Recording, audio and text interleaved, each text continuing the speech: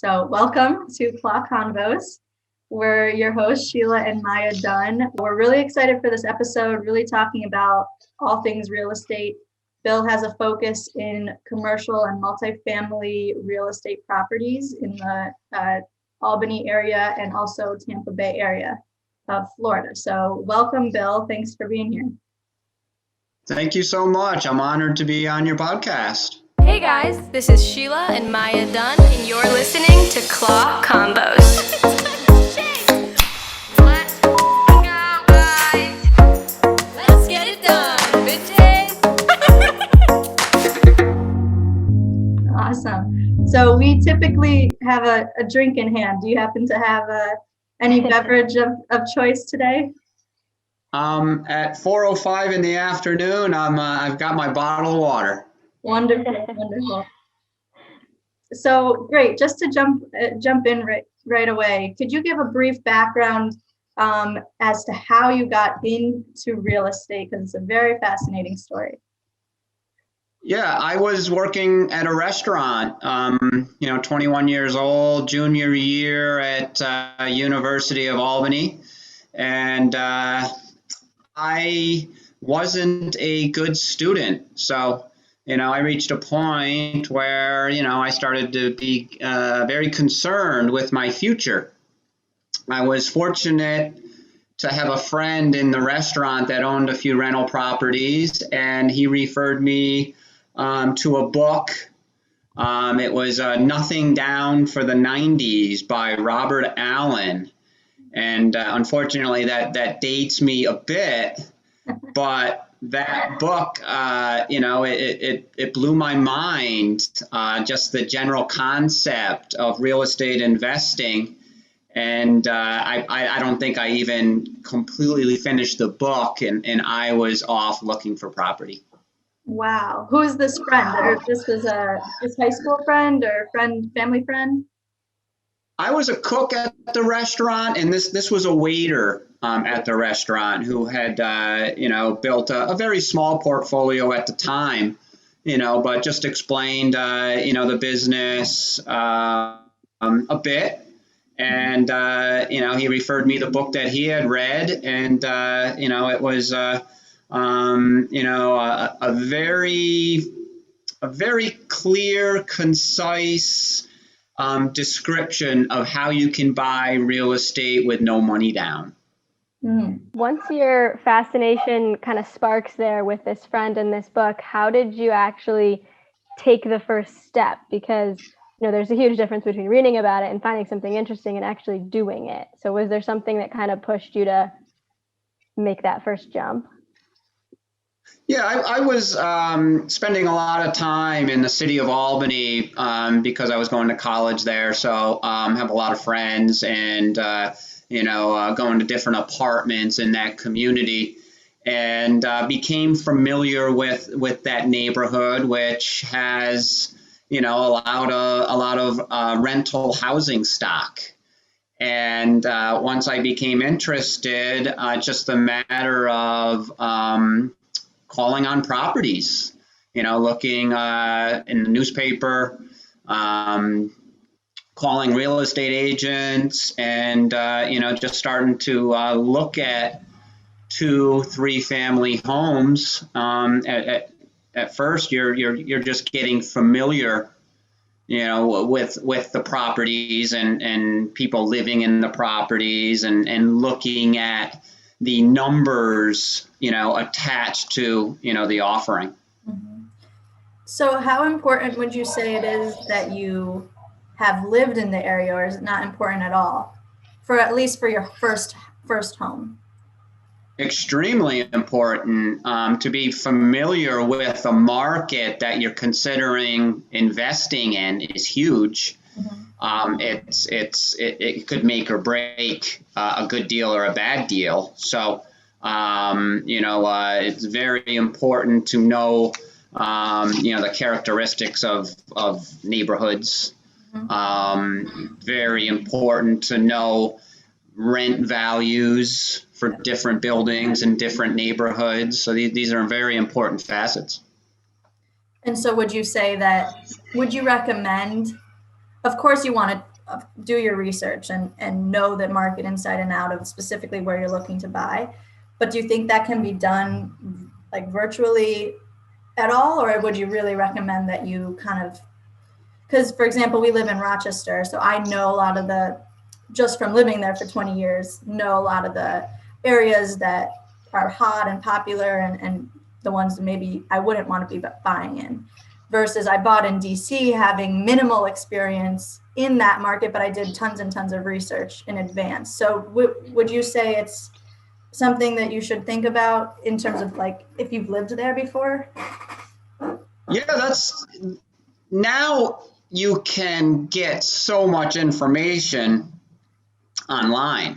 Mm-hmm. When I first started, that wasn't possible. So buying from afar would have been very difficult. Okay. Now you're able to get so much information, content, pictures, videos, especially since the pandemic, the virtual type tours are prevalent. So you're able to learn so much from afar. But I would say if you did get interested in any investment before you made that plunge, it's wise to make the trip. Look, feel, see exactly what you're interested in, because nothing replaces, an actual visit. Okay, so you read this book, you started looking in these rental communities. Tell us about your very first purchase, the feelings that you had, the lessons you've learned, things like that. Well, it ties into what I was explaining. I'm the type of person that tends to get ahead of himself. Mm-hmm. As I mentioned, I wasn't even done with that book before I was off and going. Yeah. Leaving college in my junior year.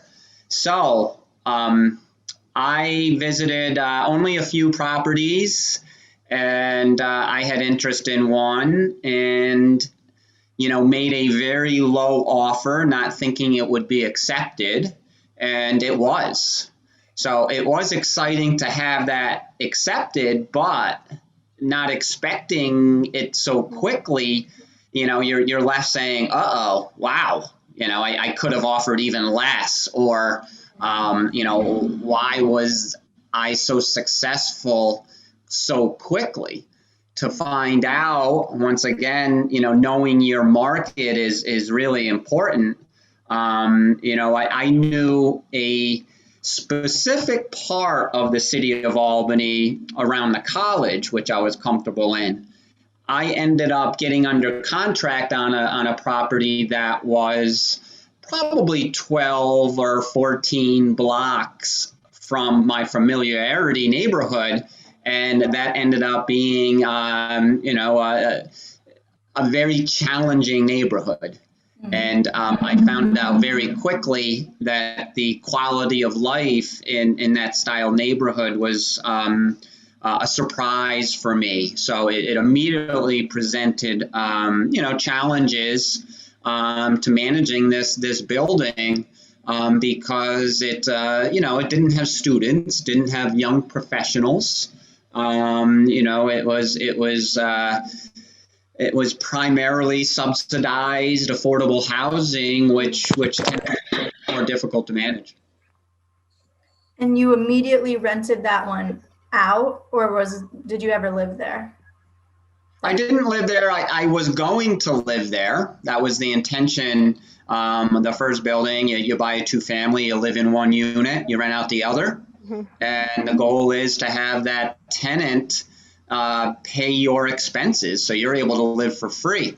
Mm-hmm. But, after becoming more familiar, seeing that it really wasn't a neighborhood that I wanted to live in, myself and my partner chose not to move in. So we continued our, stay at home. Fortunately, we were able to do that. And, there was already two tenants there when we bought it. So, we just continued to run the property.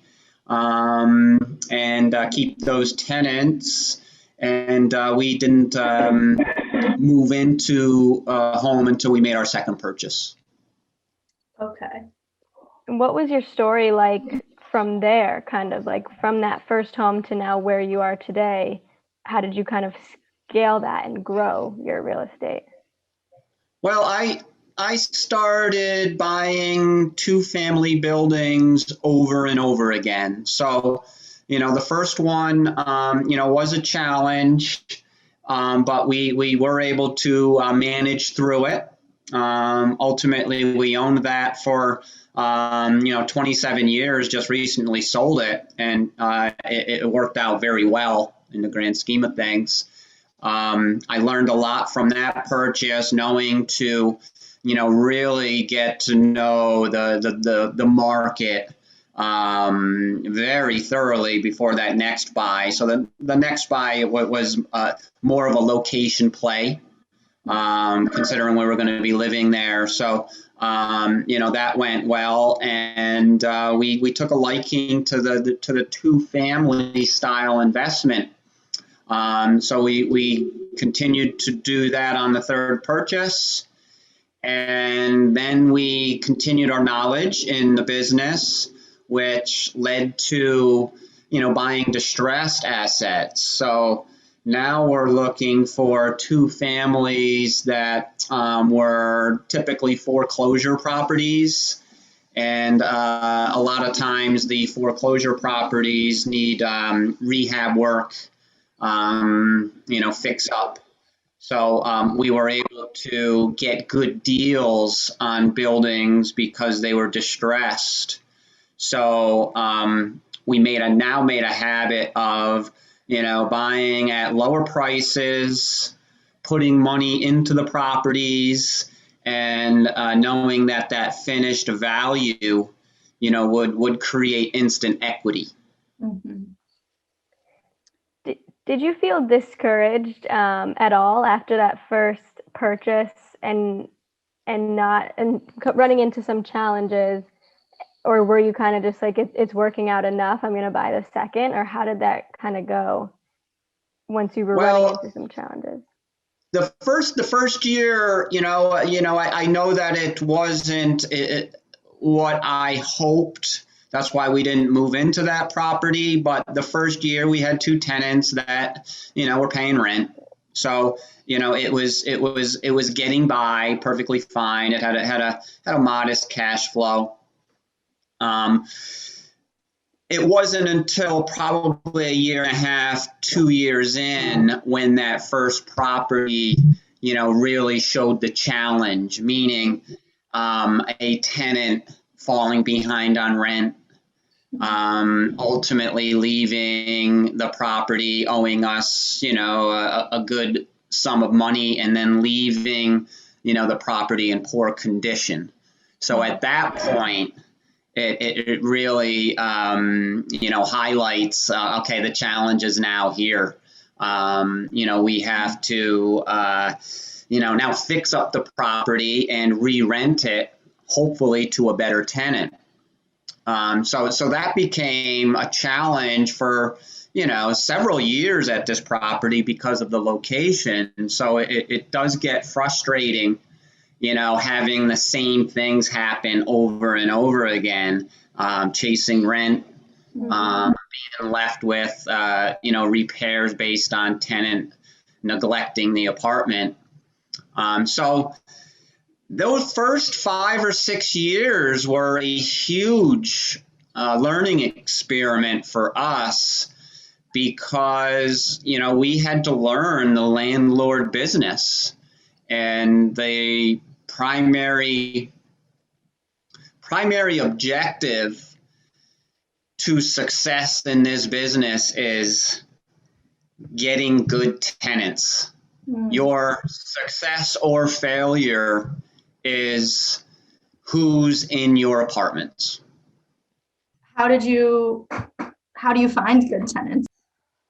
Well, you buy properties in solid locations with good floor plans, a certain quality, Mhm. So, good tenants, are looking for, that type of rental.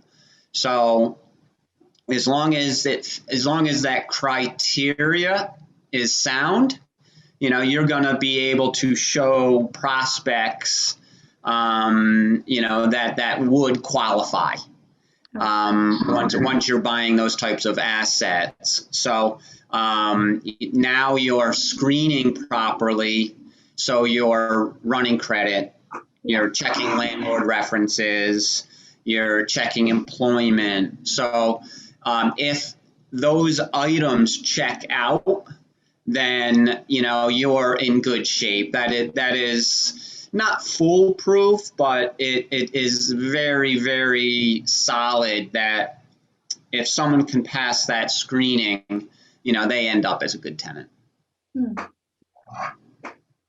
So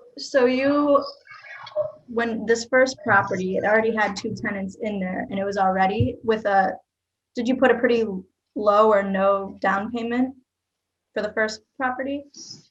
It was low. It was low. Fortunately, even today, you can get into your first home with very little down. Mhm. We utilized an FHA style mortgage, which is backed by the federal government, and the intent is to allow people to get into their first homes, with little cash. Yeah. That's something we found really interesting, actually, talking with you a few weeks back, was the concept of no money down on a home. What can you just, for our audience, explain like more about that and how people can look at a home for no money down? Yeah, a lot of times it just comes down to how you structure a no money down deal. So, after your first 2 properties utilizing FHA style financing with very little down, once you continue in the business, the banks aren't going to offer that type of financing.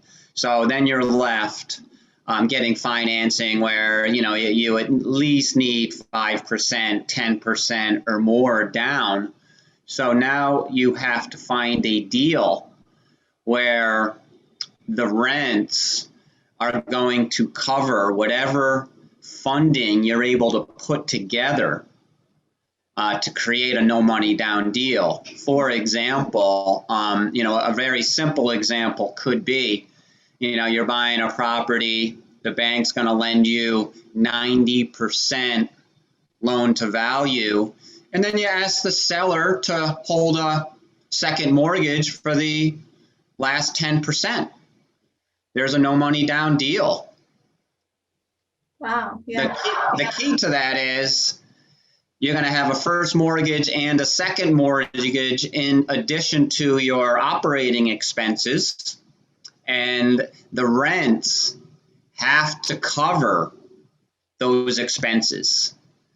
If so, then you're on the right track. If the rents aren't going to cover your no money down scenario, it doesn't check out. It doesn't make sense.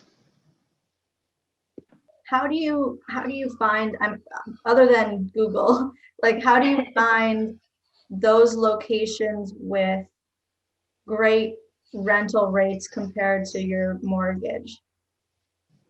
Well, that's just a matter of being in the market 7 days a week. So if you're serious about real estate investing, it's not as simple as, going to Zillow or whatever real estate site and just finding a property in a neighborhood that you like and say, oh, I found one, let me go buy that. Right. A lot of times, they may be asking a certain price, that doesn't allow for a lot of cash flow.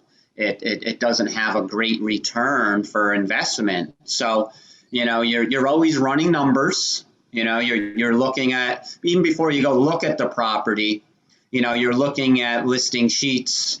You're analyzing the investments, meaning, you're seeing the purchase price, what your debt's going to be, what your no money down scenario would be, what the operating expenses are in relation to the rents. So if the numbers don't work, then a lot of times, it doesn't equate into visiting the property. So, you're constantly running numbers that way in locations that you're considering. And, after doing it for some time, every now and then, you'll analyze a deal and say, oh, wow, I have one that might be a candidate. And then you go set up a showing and take that next step. In that case, if you feel confident about like the rentability and that there will be cash flow, but let's say you also do have the cash on hand, would you recommend to still go for a more no money down situation, like asking for the owner to finance it or something like that? Would you still go that route? Absolutely. The whole idea is building a portfolio. So if I had some cash in my pocket and I was analyzing an investment, it sounded like it worked, and then I utilized a lot of the money or all of the money on this next deal, I'm out of money. Mm-hmm. So it's key to do no money down deals one after the other to build a portfolio, but still retaining your cash. This is a question which you might not have an answer right on the spot, but if you had, and there's a lot of variables, if you just got approved, let's say you're 23 years old, making $80,000 a year, you get approved for a mortgage of $400,000. What are some markets you would be looking at for the most cash flow? Well, you start off in markets that you're familiar with. That's key. Mm-hmm. So until you're familiar with a market, meaning the location that you're considering, and comparing that to other offerings out there, you really have to double check, making sure that you're buying something that makes sense within that market. So you have to be familiar with the market. So the demographics is a big factor. So when you are in today's situation, you look at migration patterns, job growth, those types of demographics, to find a market that is going to be stable and actually grow, where there's good appreciation, there's good rent growth, and focus in on those types of markets. Any advice you would give to like a young student or maybe just got out of college who would be interested in real estate but hasn't made that jump yet? I would say, you continue to you educate yourself. That's the start. For me, it was reading books, real estate books. That was the major tool. And then once you get in, actually even when you're in that stage, it's wise to join an investors club. Where you're able to, meet with, landlords that have made purchases and have experience, that are able to give you tips and clues, on what the real estate business is all about. So you're able to learn a little bit before you actually jump in. What is an investors club? I'm not sure I've heard that term. Well, it's basically a club. They're in most locations. Where it's a group of property owners, group of landlords that meet sometimes on a monthly basis, quarterly basis. And, they share their experiences along with the club will have topics of discussion for whatever meetings that they're going over that are different facets in real estate investing. Something that could be maybe intimidating for a first home buyer is like finding an agent and a broker who you trust. And like when me and my brother were looking at first, I think we fell a little bit, started to get a little trapped in the sense of not being taken as seriously, maybe. Yeah, I would say, you can do that research on the agent, especially these days. Zillow has great statistics, where when you're researching agents, you can see, what type of properties they primarily sell. Mm-hmm. So, you don't want to hire someone who focuses on single family home sales to represent you on multifamily investing. You want to find the right person that their expertise, is what your focus is, along with, having, a certain amount of experience and a certain amount of success, so they're, good at what they're doing. Mm-hmm. Let's say you got an agent, you found a property that you really like and are confident when you run the numbers, and you're going to make an offer. A few things that I hadn't realized when I was going into it is that you can kind of negotiate closing costs. And then, could you talk a little bit about maybe some tips if you were looking to negotiate closing costs with the seller? Yeah, usually if you're most of the time we the main negotiation is price. The next, negotiation would end up being, terms, both very important. But yes, everything is negotiable. So if you get to a point where, you're trying to negotiate closing costs, most likely that would be a property that the seller has had difficulty selling. Mm-hmm. So, if you're able to negotiate to that level, where you're actually looking for them to pay your closing costs, they're definitely being leveraged to find that buyer.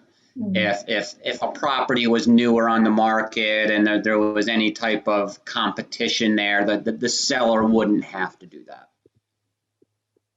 Gotcha. And then home inspections, do you have any tips just of things to be on the lookout for, or just basic tips for someone going through the home inspection process?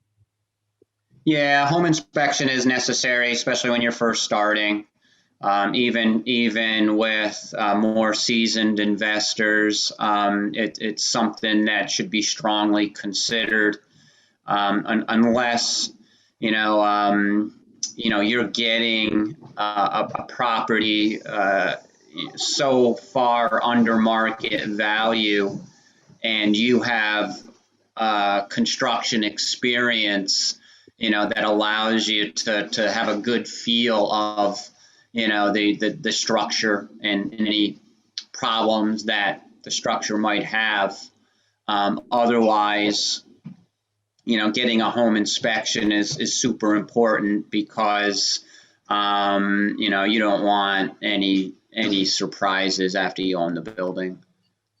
How do you think it's changed since when you were 20 and bought that first property till now? How do you think the barrier to entry for real estate has changed?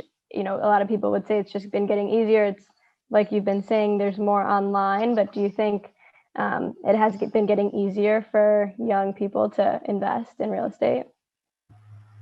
Well, it has become much easier because of the internet and the knowledge is right at our computer screen with everything. So that's one way it has become easier. Where it's become more difficult is today's market is very competitive. Mm-hmm. So, I've been through a few different market cycles where, there has been varying levels of, supply and demand. So there's been different times over the last several years where, there wasn't as much interest than there is now. So if you're if you're seriously looking in a market that is in a down cycle, when there isn't as much competition, that's when you get the best buys. When you are in a market like today, and the market's super competitive, and people are driving up prices, it becomes very difficult. What do you think? Right now, there's some programs. I think I may be mistaken, but there are programs right now that kind of help landlords who aren't getting money from their rentees right now, that are helping them stay afloat because of the pandemic. Is that correct? Go ahead.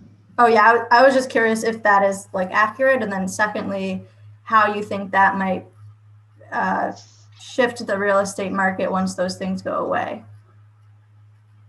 Well, I don't know of many resources. I know that there is very little out there, but I haven't seen a lot of relief for landlords.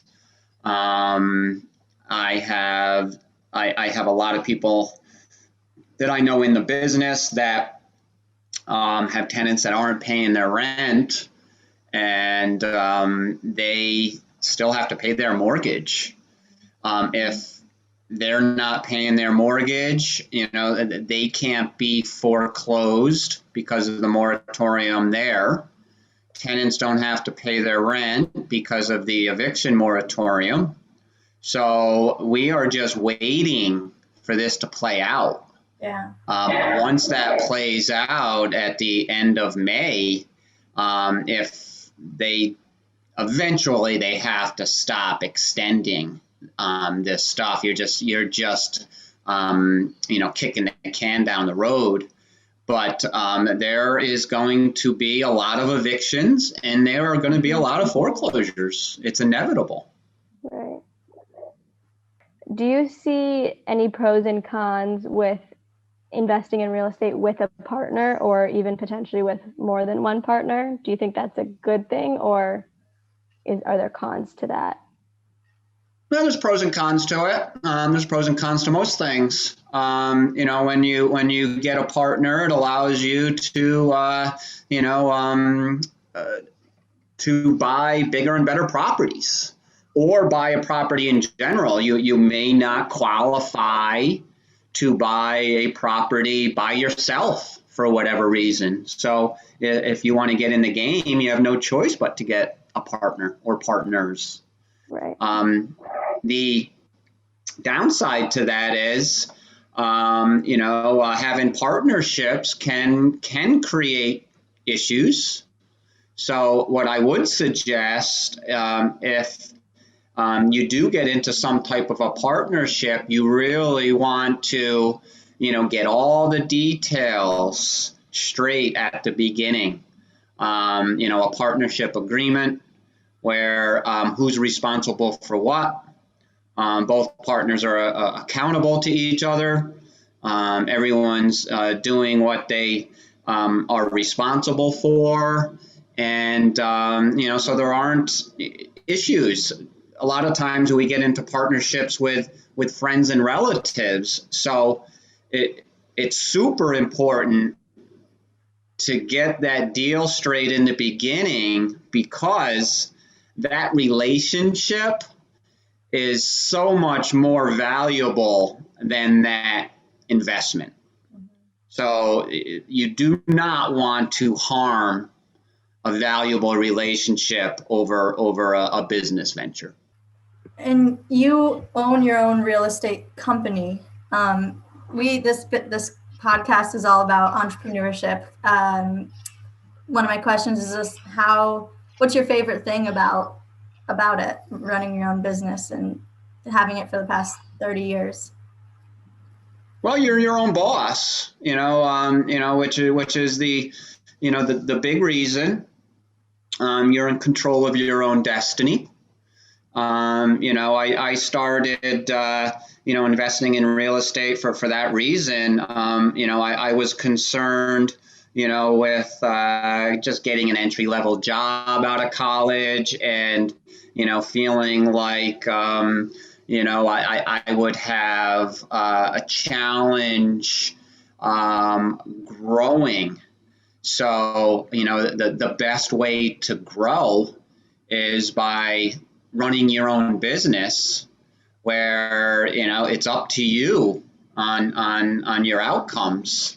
So that is the key factor to being self-employed. So you bought a property every year for 30 years or so?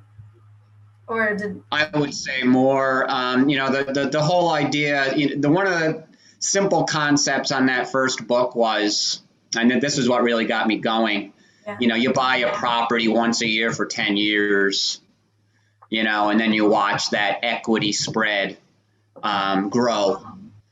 So if you're able to buy the first building and operate, say, on a $500 a month cash flow, and then do that for 10 years straight, so now you have $500 a month cash flow times 10. So now you have something, that's exponential from your first purchase. And, just that type of a growth, idea of growth is what really attracted me. One other question I have is, who would you encourage to get their real estate license? If someone's just looking to get into real estate and have, say, 3 or 4 properties, would you encourage them to, or is the encouragement only if you really want to do this full time? Or I don't know, who would you encourage to do that?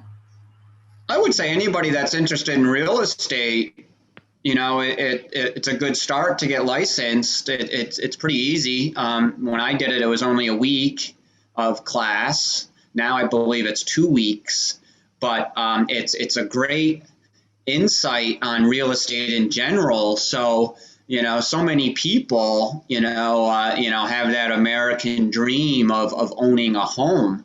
So even if you don't use your license professionally, it certainly allows you to know the ins and outs of buying your first home. I purchased probably 3 or 4 properties and then decided to get licensed because I was depending on brokers bringing me deals. So I wasn't the only person relying on these brokers to bring deals. So I quickly figured out that I was just on a list. So if I got licensed, I now am my own broker, and I'm my best customer. So as I'm looking at the listing service on a daily basis, if a property hit the market that fit my criteria, I was there quickly, to make a move. Mm-hmm. I think we covered most of what we wanted to talk about. Is there anything else you would want to add? The floor is yours, just that our audience, even where to follow you on social media or anything like that. Yeah, no, that'd be great. My website is hamelrealestate.com. My email is bill@hamelrealestate.com. But I guess my journey has been finding properties, improving properties, creating equity over the years, ultimately becoming a property manager. So if I was to give you, a mistake in the business, because the goal was to build a real estate portfolio. So I was a property manager for 25 years. And if I wish that I didn't focus so much on managing properties over the years, because it did take away from buying properties and continuing growing the business. So when you own several properties and then your focus changes from being a buyer to a manager, you sacrifice that focus, and it limits your growth. So your advice might be to hire that out then and take a little less, I guess, profit.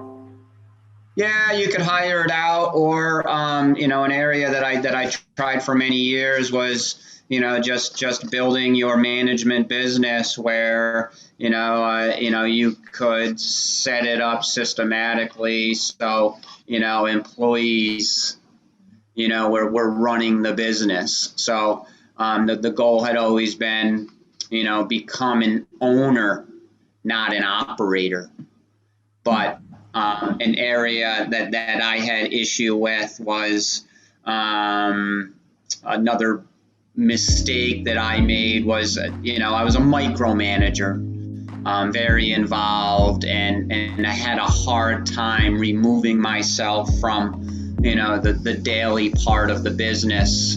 So I was my own chokehold, on not getting myself to that point.